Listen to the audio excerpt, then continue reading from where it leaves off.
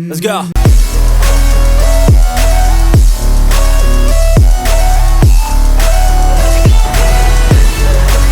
Hello everyone, welcome back to my channel. This is Payal Jaiswal, a third year MBBS student, and this is the story of my YouTube billboard in Mumbai and Gurgaon, Delhi.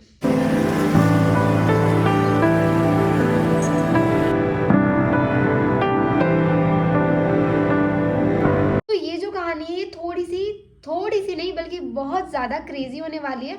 और इसके दौरान मैंने इतनी बेवकूफ़ियाँ की है ना कि बस पूछो मत। तो चलो शुरू से बताती हूँ। अगस्त की बात है, लगभग अगस्त एंड में मैं यूट्यूब नॉर्मली देख रही थी और होम पेज पे मेरे पास एक ऐड आया कि you can be on YouTube billboard. तो आई वॉज लाइक चलो देखते हैं क्या होता है। तो मैंने ओपन किया, उसमें एक बस मुझे रजिस्टर करना था और उसकी शर्त थी कि आपको 2 वीक में 6 शॉर्ट वीडियो अपलोड करने हैं, उसमें आपको बस हैशटैग डालना है शॉर्ट फॉर गोल्स। तो मैंने देखा कि भाई ये तो मैं वैसे भी कर ही रही हूँ, बस हैशटैग ही तो डालना है, वीडियो तो मैं रोज अपलोड कर रही हूँ। तो मैंने वहाँ पे रजिस्टर कर दिया एंड फिर वैसे मैं हैशटैग वगैरह का इतना कुछ रिसर्च करती नहीं हूँ, बट ठीक है, 2 हफ्ते मैंने वो हैशटैग डाल दिया। अब ये सब हो गया, 2 हफ्ते की तो बात थी। ये सब करने के बाद उस चीज़ को मैं पूरी तरीके से मतलब भूल गई।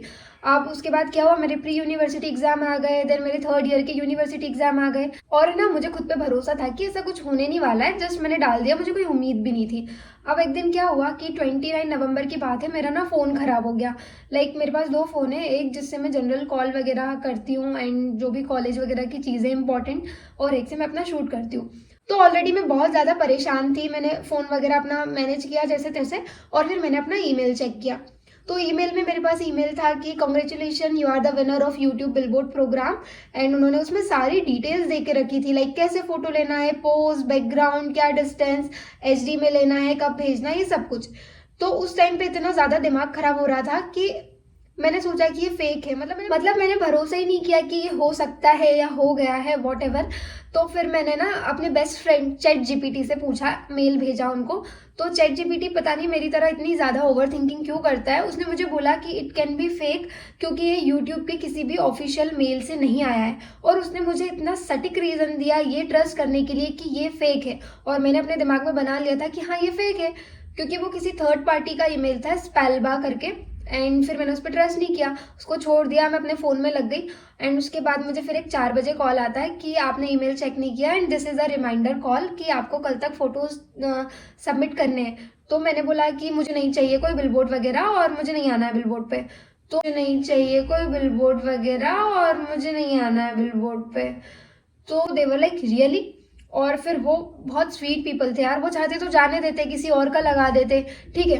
वो लोग लिटरली मुझे आधे घंटे तक कन्विंस किए कि ये फेक नहीं है। और वो जितना मुझे कन्विंस कर रहे थे उतना मुझे ऐसा लग रहा था कि ये फेक है, क्योंकि मैं ये सोच रही थी कि ये लोग मुझे कन्विंस क्यों कर रहे हैं, इनका क्या ही फ़ायदा है।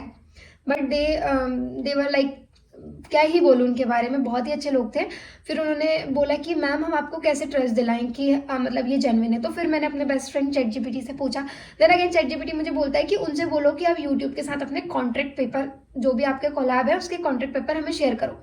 बेवकूफ़ है वो, और मैं भी बेवकूफ़ थी, उन लोगों से बोल रही हूँ कि आपका जो भी टाई अप है वो मुझे शेयर करो। तो वो बोल रहे हैं कि ये तो मतलब कॉन्फिडेंशियल होता है, हम शेयर नहीं कर सकते, बट हम आपको, हमारा कोलैब है तो यूट्यूब ने जो भी इसके लिए वेबसाइट बनाई थी रजिस्टर करने के लिए, वहाँ पे नीचे डाला हुआ है कि this is in the collaboration with this पेलबा। तो उन्होंने मुझे वो पेज भेजा कि ये देखो।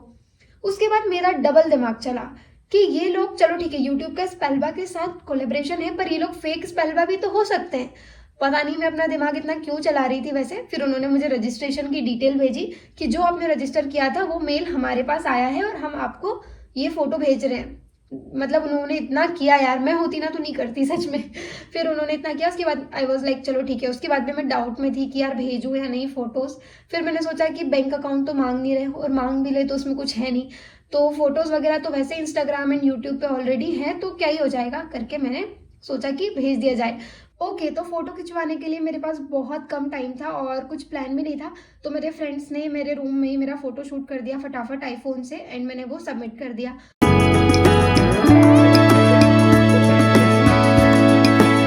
उसके बाद उन लोगों ने मुझसे व्हाट्सएप पे भी कोऑर्डिनेट किया, उन्होंने मुझे बताया कि ठीक है कब कब लगने वाला है। और वो लोग इतने अच्छे थे यार, मैंने उन लोगों को बताया कि यार मैं ये मोमेंट मिस नहीं करना चाहती हूँ, जबकि मैं पहले उन्हें एक बार बोल चुकी थी कि मुझे नहीं चाहिए बिलबोर्ड। देन अब मैं उन्हें बोल रही हूँ मैं ये मोमेंट मिस नहीं करना चाहती हूँ, तो मेरे एग्जाम्स हैं, तो मतलब ऐसा ना हो कि एग्जाम के बीच में ये लग जाए और ऐसा कुछ हो जाए। तो उन लोगों ने मुझे कहा कि ठीक है, आप हमें आपके एग्जाम की डेट्स बता दीजिए, और उन्होंने उस चीज़ को मेरे एग्जाम के हिसाब से शेड्यूल किया। बट द प्रॉब्लम वॉज कि हमारे थ्योरी एग्जाम की डेट तो फिक्स थी, बट प्रैक्टिकल एग्जाम की कोई डेट नहीं आई थी, तो मैं उन्हें कोई एग्जैक्ट डेट भी नहीं बता पा रही थी। मैंने थ्योरी एग्जाम की डेट्स उन्हें बता दी थी। अब जैसे ही ऑन 8 दिसंबर मेरे थ्योरी एग्जाम एंड हुए, मैं 2 दिन के लिए ऐसे सोई हूँ ना, मतलब बिल्कुल कि बस पूछो मत। ना मैंने मेल चेक किया, ना मैंने व्हाट्सएप चेक किया, एंड मैंने कुछ भी चेक नहीं किया। अब 10 तारीख को अचानक से शाम को 3 बजे मेरी नींद खुलती है और मैं उन्हें व्हाट्सएप कर रही हूँ कि आपने मुझे बताया नहीं कि कब लगेगा और ऐसा वैसा। तो उन्होंने बोला है कि हमने आपको मेल कर दी है लोकेशंस और लग चुका है।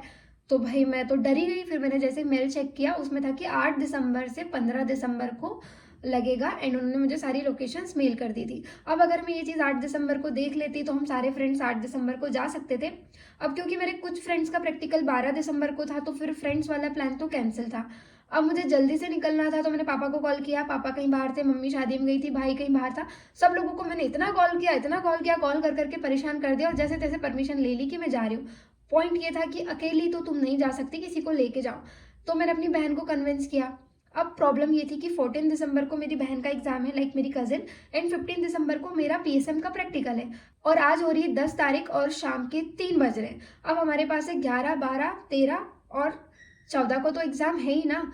तो हम लोगों ने इतनी जल्दी टिकट बुक करी ना, ट्रेन तो मिलने से रही थी, तो हमने बस की टिकट बुक करी, और मेरी बहन ने उसके एग्जाम के पहले का टाइम मेरे लिए कुर्बान किया। भाई कौन करता है आज के ज़माने में। तो हम दोनों निकल गए बस से, और जाना इसलिए भी ईजी था क्योंकि मेरे भैया भाभी ऑलरेडी मुंबई में रहते हैं, मेरे भैया की जॉब है वहाँ पे, वरना तो हम सोच भी नहीं पाते। तो शाम को बस से बैठे और निकल गए। अगले दिन सुबह 11-12 वहाँ पहुँचे। फिर वहाँ जाके हमने वापस आने की पहले टिकट करवाई है तत्काल में, और फिर हमने वहाँ पे एक दिन आराम आराम किया। अब हमारे पास 2 दिन थे। फिर हम एक दिन थोड़ा वहाँ पे घूमे।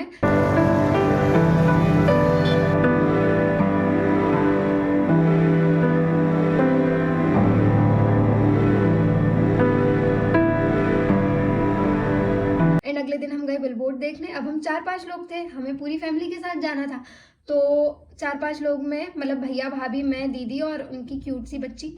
तो फिर हम लोग टैक्सी से गए। अब बांद्रा गए, वहाँ इतना ट्रैफिक है, इतना ट्रैफिक है। टैक्सी वाले भैया मुझे अलग ही प्रेशर दे रहे हैं कि अरे कुछ नहीं है ऐसा, कहाँ लगा होगा, कैसे ढूंढेंगे, ये वो, मतलब वो अलग ही लेवल पे परेशान थे। और जिस जिस लोकेशन पे हम जा रहे थे वहाँ पे हमें बिलबोर्ड जैसा कुछ मिल ही नहीं रहा था। तो एक पल के लिए मुझे लग रहा था सच में स्कैम तो नहीं हो गया।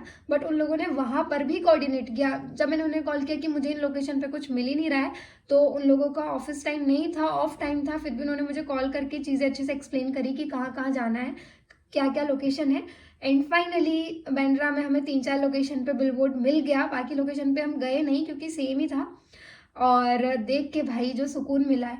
उसके बाद शाम को आके मैंने व्हाट्सएप खोला एंड अपने इंस्टाग्राम खोला ना, लाइन से मतलब 10-20-50 स्टोरी मेरे लिए लगी हुई थी। तो फिर मुझे फील हुआ कि भाई आना वर्थ इट था। मम्मी पापा भैया, बड़े भैया, छोटे भैया और दीदी, जितनी भी सारी दीदियां हैं, मेरे फ्रेंड्स, सब मेरे लिए स्टोरी लगा रहे हैं। एंड सब इतने खुश थे भाई, बस पूछो मत। तो फिर लगा कि भाई कुछ तो कर रहे हैं लाइफ में। So that's all about the billboard story. तो वैसे मैंने काफ़ी कुछ शॉर्ट वीडियो में कवर कर दिया था, मुंबई के व्लॉग्स भी बता दिए थे। तो एंड जल्दी से अब इस वीडियो को लाइक कर दो, यहाँ पे कमेंट भी कर दो to wish me luck for my future achievements. And हाँ, अगर चैनल पर नए हो तो जल्दी से चैनल को सब्सक्राइब कर दो। मिलते हैं अगले वीडियो में।